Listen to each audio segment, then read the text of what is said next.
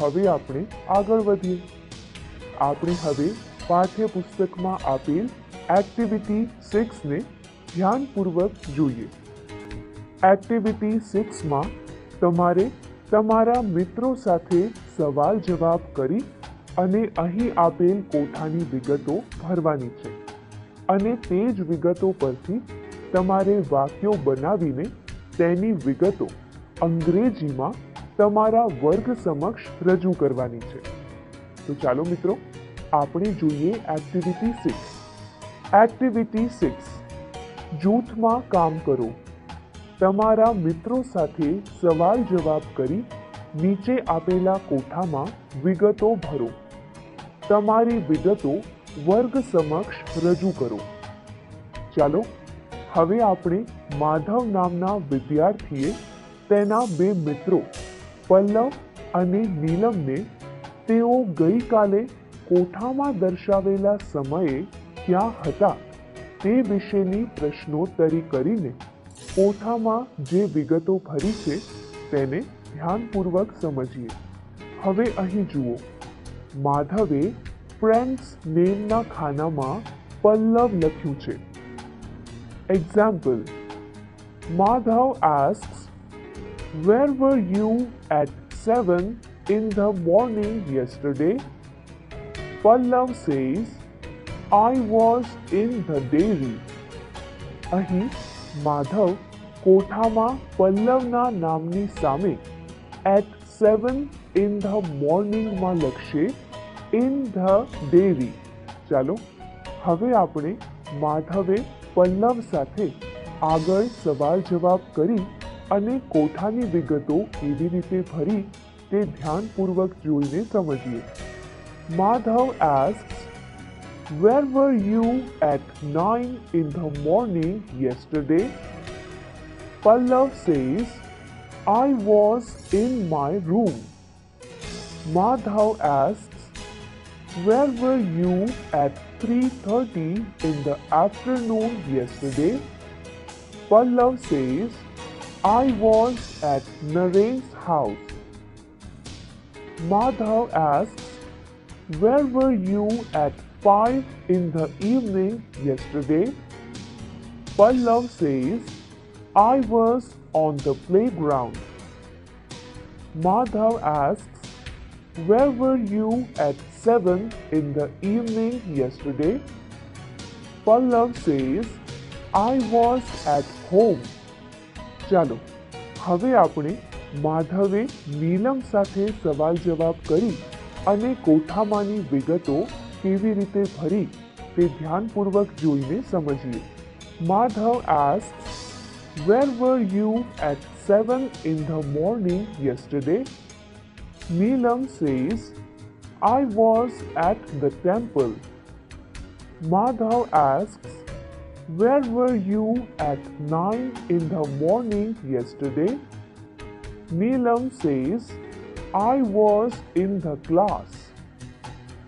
Madhav asks, "Where were you at 3:30 in the afternoon yesterday?" Neelam says, "I was at home."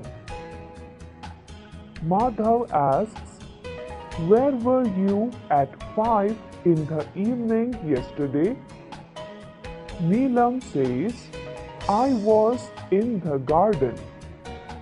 Madhav asks, "Where were you at 7 in the evening yesterday?" Neelam says, "I was in the bus." ચાલો, હવે આપણે માધવે તેના કોઠાની વિગત પરથી પલ્લવ ગઈકાલે કયા સમયે ક્યાં હતો તે વિશે વર્ગમાં રજૂ કરેલી વિગતોને ધ્યાનપૂર્વક સમજીએ. Pallav was in the dairy at 7 in the morning. Pallav was in his room at 9 in the morning. Pallav was at Naren's house at 3:30 in the afternoon. Pallav was on the playground at 5 in the evening. Pallav was at home at 7 in the evening. પલ્લવ, ગઈકાલે કયા સમયે ક્યાં હતો તે સમજાઈ ગયું ને?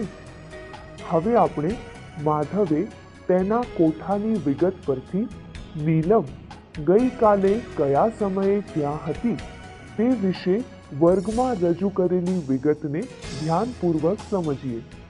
Neelam was at the temple at 7 in the morning.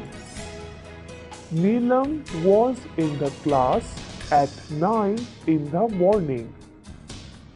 Neelam was at home at 3:30 in the afternoon.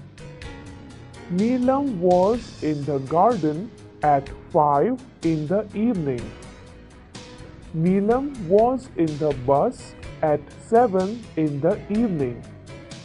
તમને માધવે રજૂ કરેલ પલ્લવ અને નીલમની વિગતો બરાબર સમજાઈ ગઈ ને? હવે તમે પણ આ જ રીતે તમારા મિત્રો સાથે મળીને સવાલ જવાબ કરીને તમારા પાઠ્યપુસ્તકની એક્ટિવિટી 6માં આપેલા કોઠામાં તમારા મિત્રો ગઈકાલે કયા સમયે ક્યાં હતા તે વિગતો ભરી અને તેમના વિશેની માહિતી તમારા શિક્ષકની મદદથી તમારા વર્ગ સમક્ષ રજૂ કરજો. મિત્રો, હવે તમારે સરસ મજાની એક રમત શીખવી છે. યસ? ઓકે, તો ચાલો હવે તમારા પાઠ્યપુસ્તકમાં આપેલી એક્ટિવિટી 7 ધ્યાનપૂર્વક જુઓ. એક્ટિવિટી 7. તમારા શિક્ષક ચિઠ્ઠી આપે તે સ્થળે સંતાઈ જાઓ. દાવ લેનાર તમને પકડી ન પાડે તે જોજો. દરેક દાવ પછી વર્ગમાં જઈ કહો કે તમે ક્યાં સંતાયા હતા. ફ્રેન્ડ્સ, આ સરસ મજાની રમત રમવા માટે તમારા શિક્ષક તમને સંતાવવા માટે આ મુજબની ચિઠ્ઠીઓ આપશે. જુઓ. In principal's office, on the neem tree, in the computer room, in class 7, under the table, near the water tank. આ રમત રમવા માટે તમારા શિક્ષક તમને સંતાવવા માટેની ચિઠ્ઠીઓ તૈયાર કરીને આપશે અને તમારામાંથી કોઈ એક વિદ્યાર્થીને દાવ લેવાનું જણાવશે. જે વિદ્યાર્થીઓને આ ચિઠ્ઠી મળે તે વિદ્યાર્થીએ ચિઠ્ઠીમાં લખેલી જગ્યાએ સંતાઈ જવું પડશે. દાવ લેનાર વિદ્યાર્થી જ્યારે તમને શોધી કાઢે ત્યારે તમારે તમારા વર્ગમાં આવી શિક્ષક પાસે આવીને તેમના પ્રશ્નોના જવાબ આપવાના અને તે પણ અંગ્રેજીમાં. જુઓ, અહીં મેનકાને દાવ લેનાર વિદ્યાર્થીએ શોધી કાઢી છે. તેથી તે તેના શિક્ષક પાસે આવે છે અને શિક્ષક તેને પ્રશ્ન પૂછે છે. Teacher asks, "Where were you, Menka?" Menka says, "I was under the last bench." Friends, તમને એક્ટિવિટી 7માં આપેલી રમત બરાબર સમજાઈ ગઈ ને? Good. 8. It was a cold day વિશે શીખવાનું છે. Last year there was one really bad day. It was Monday.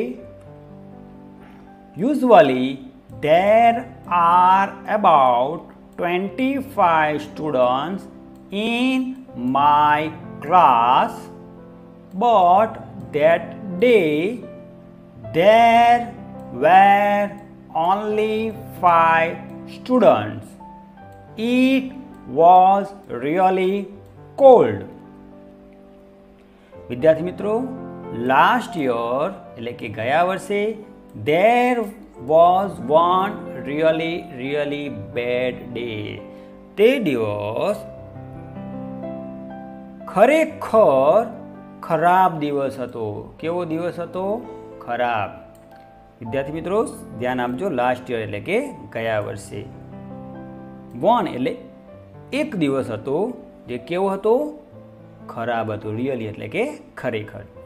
It was મંડે, તે દિવસે સોમવાર હતો. યુઝ્યુઅલી, સામાન્ય રીતે, there are about 25 students in my class. સામાન્ય રીતે મારા વર્ગમાં 25 વિદ્યાર્થીઓ હોય છે. પણ that day, તે દિવસે, there were only 5 students. માત્ર 5 જ વિદ્યાર્થીઓ ક્યાં હતા? ક્લાસમાં હતા. It was really cold. ખૂબ જ ઠંડી હતી. રિયલી કે ખરેખર ખૂબ જ ઠંડી હતી. It was raining a lot. It was dark and grey outside. There was no sunshine. It was raining a lot. પુષ્કળ વરસાદ પડી રહ્યો હતો. It was dark and grey outside. બહાર ખૂબ જ અંધારું હતું. There was no sunshine. સૂર્યપ્રકાશ ન હતો, તડકો ન હતો. I think the students weren't at school because they were sick. They were at home. Maybe they were in bed. મેં વિચાર્યું, the students વિદ્યાર્થીઓ weren't at school શાળાએ ન હતા, because કારણ કે they were sick તેઓ બીમાર હતા. મેં એવું વિચાર્યું કે વિદ્યાર્થીઓ સ્કૂલે ન હતા કારણ કે તેઓ બીમાર હતા. they were at home તેઓ ક્યાં હતા? તેઓ ઘરે હતા. maybe they were in bed કદાચ તેઓ પથારીમાં હતા. Mr. Joshi is our teacher. He is always at school. He is never at home on a Monday. Last Monday was no different. He was not in bed. He was in the classroom and he was cold. Mr. Joshi is our teacher. શ્રીમાન જોશી અમારા, our એટલે કે અમારા શિક્ષક છે. He is always at school. તે હંમેશા નિસારે હોય છે. He is never at home. તેઓ કદી ઘરે ન હતા. On a Monday અને સોમવારે તેઓ કદી પણ ઘરે ન હોય. Last Monday ગયા સોમવારે was not different અલગ ન હતો. ગયો સોમવાર અલગ ન હતો. He was not in bed તેઓ પથારીમાં ન હતા. He was in the classroom તેઓ વર્ગખંડમાં હતા. And he was cold અને તેઓ ઠરી ગયા હતા. કોણ? Mister Joshi. He was not in warm clothes. In fact, all the students were cold. It was freezing. The school was like a refrigerator. He was not in warm clothes. તેઓ ગરમ કપડાં પહેર્યા ન હતા. કોણે? Mister જોશીને. He was not in warm clothes. તેઓ ગરમ કપડામાં ન હતા. In fact, હકીકતમાં all the students બધા વિદ્યાર્થીઓ were cold ઠરી ગયા હતા. It was freezing. તેઓ થીજી ગયા હતા. The school was like a refrigerator. Nishar A fridge જેવી લાગતી હતી. જાણે કે રેફ્રિજરેટર કેમ ઠંડુ હોય એમ નિશાર પણ ફ્રીજની જેમ ઠરી ગઈ હતી. Our room was like a freezer and poor Mr. Joshi was like ice. The small class was cold, cold, cold. It was raining heavily. I left the school early. Our room, અમારો room હતો, was like a freezer, A freezer જેવો હતો. And poor Mr. Joshi was like ice, અને બિચારા શ્રીમાન Joshi was like ice, બરફ જેવા હતા. The small class, નાનો જે વર્ગ હતો, was cold, ઠંડો ઠંડો ઠંડો હતો. It was raining heavily, પુષ્કળ વરસાદ પડતો હતો, ભારે વરસાદ હતો. I left the school early, મેં નિશાળ વહેલી છોડી દીધી. હું વહેલી શાળાએથી જતી રહી હતી. The rain stopped at night. Next day the sun was shining. So everything was okay.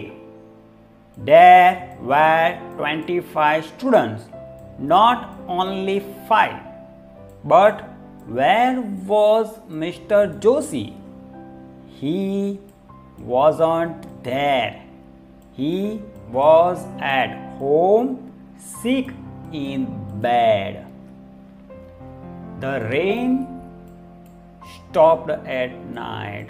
રાત્રે વરસાદ બંધ થયો. નેક્સ્ટ ડે, બીજા દિવસે, ધ સન વોઝ શાઇનિંગ. બીજા દિવસે સૂર્ય પ્રકાશ થયો હતો. સો એવરીથિંગ વોઝ ઓકે, તેથી બધું બરાબર હતું.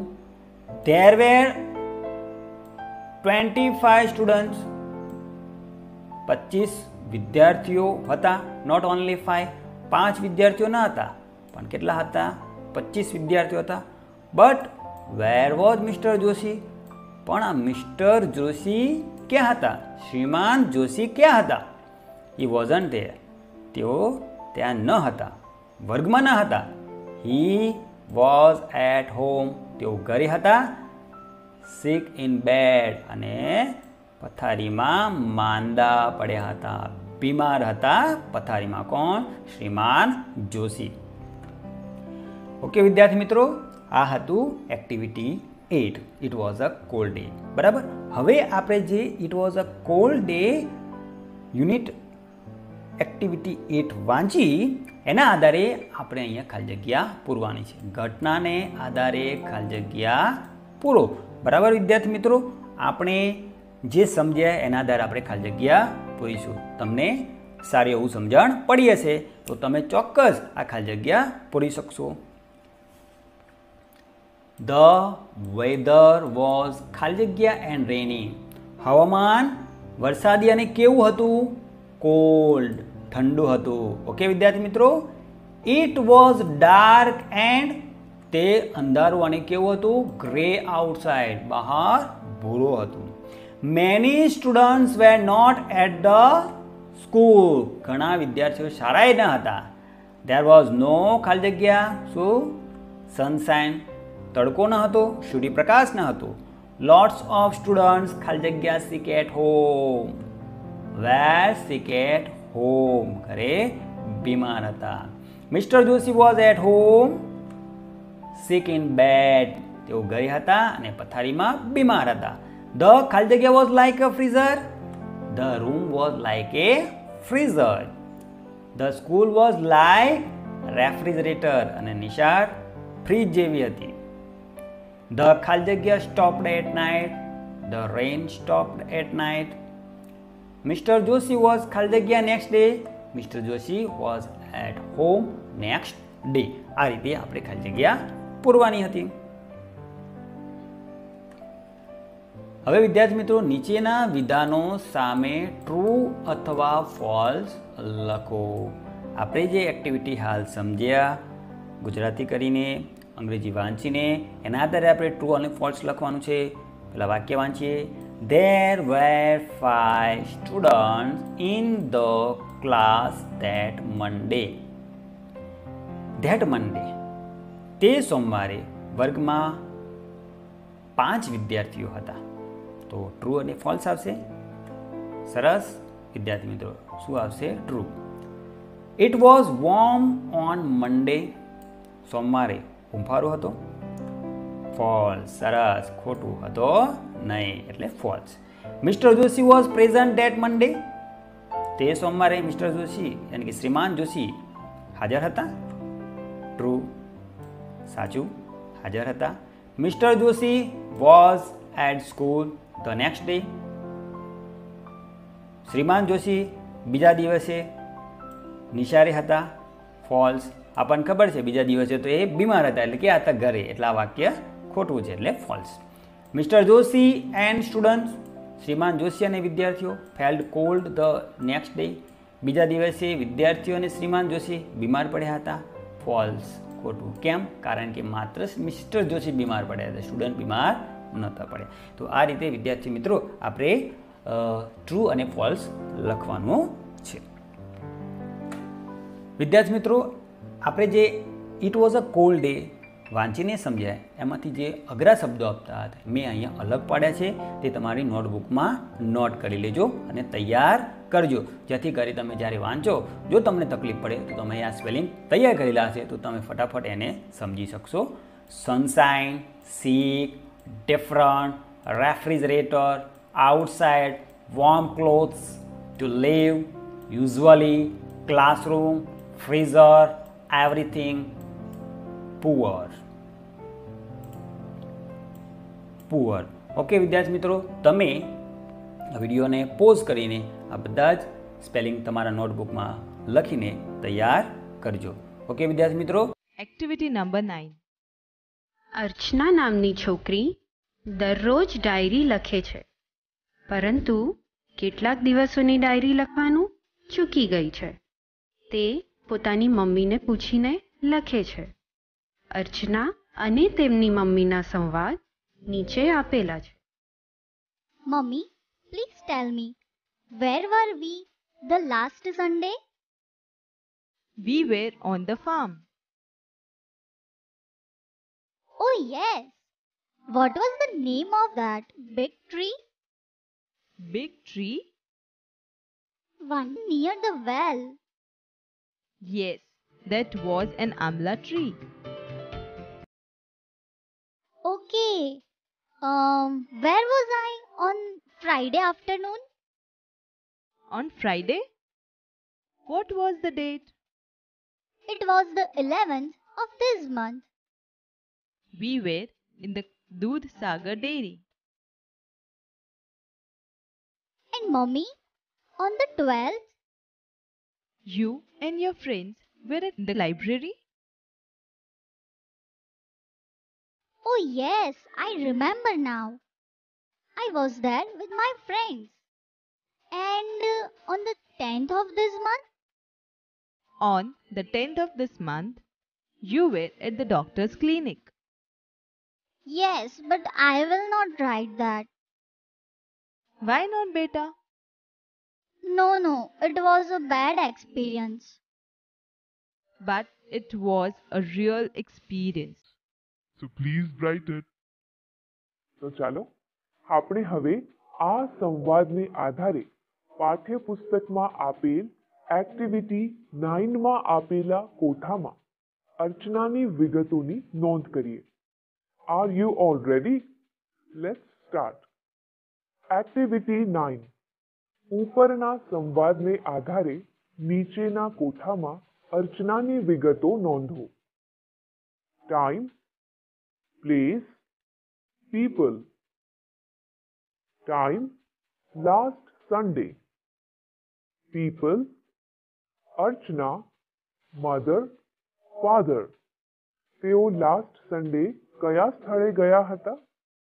હા, તો લખો place on the farm, place in the library.